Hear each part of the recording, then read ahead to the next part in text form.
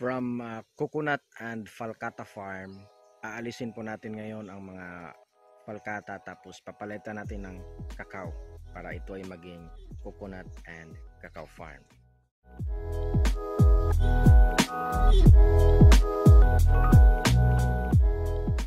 Magandang araw po sa lahat nating mga fellow farmers. This is Jeffy Tabale aka Cacao Prince at samahan niyo po ako sa journey na ito na i-convert natin ang land na ito from niyog na may mga kasamang palkata.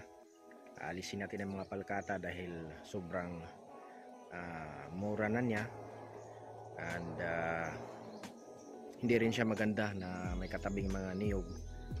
So aalisin natin tapos papalitan natin ng mga kakao. Pero yung palkata naman, kahit hindi siya magandang pagkakitaan ngayon, maganda pa rin din naman siya sa environment.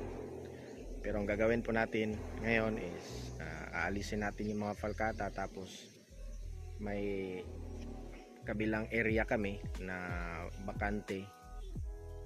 Doon na lang kami magtatanim ng palkata lang na walang kasama, kasi dati po tanim lang kami ng tanim and kahit may mga niyog tinamnan ng mga palkata, yung nangyari pumayat yung mga niyog. Kaya importante talaga na mag-research din bago magsimula ng farm. Yun naman ay mga mistake namin before na amin nang na may na-learn kami na lesson. Ayan. So dito po sa kabila may mga kakao na po dyan, kakao at niyog na po yan dyan. Tapos wala na halos palkata, kung meron man kaunti na lang, alisin na din yan, hindi na papalalakihin. Pero ito sobrang dami ng palkata. Tapos ito yung mga niyog. Ayan. So maraming damo and linisan natin ngayon, tapos magtatanim lang tayo ng kahit 20 cacao seedlings ngayon. Ayan, dun po yung seedling ko. Ayan,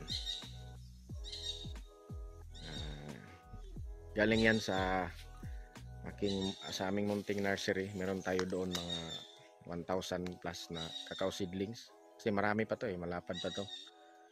Pero I committed myself na kahit 20 seedlings a day lang, no?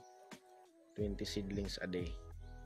So kung 10 araw, kapag tanim tayo ng 20 seedlings, 200 seedlings na yun.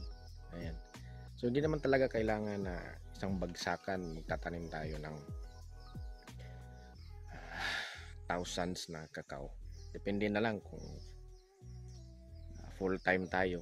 Pero kung hindi tayo full time, kahit progressive lang, no? Progressive lang, 10 seedling a day, 20 seedlings a day, depende sa available time.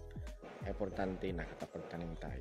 Ayan, so una natin gagawin, lilinisan natin ito, tapos mag-sticking tayo. Meron tayong may dala tayo doon na PC. Ayan, no? Lapitan natin. Tingnan natin yung mga tools ko. Yan, meron tayong balde. Diyan ko nilagay yung seedling paghapot. Medyo natumba. Tayo natin. Tapos bago ko dinala dito, diniligan ko yan ng tubig.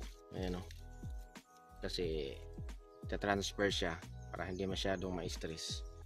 Diniligan natin ng tubig. Saka kahit summer ngayon, okay lang na magtanim dito kasi hindi naman siya masyadong tutok sa araw. Hindi naman din agad-agad na aalisin yung mga palkata. Paunti-unti lang. Hanggang lumalaki yung mga kakao, unti-unti nga alisin yung mga palkata. Saka pwede naman din gamitin sa sticking. Panggatong rin pwede din, no? Yung mga palkata. Yan, meron din tayo ditong ayan yung pruning shear ko, kasi mamaya pag uwi dadaan ako sa isang dito sa area na to na may maraming kakao, baka merong mga hinog na bunga or may mga tsupo na alisin na din. Tapos meron din tayong pambalot ng bunga ng kakao kung may madaanan tayo na bunga. Saka meron tayong pala. Saka meron din tayong bulo pang tabas ng mga damo or baka may mga kung anong mga nakahambalang sa area. Ayan. So baybayan nyo po ang vlog na ito para kung meron sa inyo gustong magsimula ng cacao farm, mapansin nyo din kung meron akong mga mistakes or mga mistakes before na isi-share ko, hindi na maulit sa inyo. O kung meron man, paunti-unting mistakes na lang. Ayan, kasi mas maganda pa rin na sinimula natin ng tama, most likely magtatapos din natin farm ng tama. Ayan. So let's go.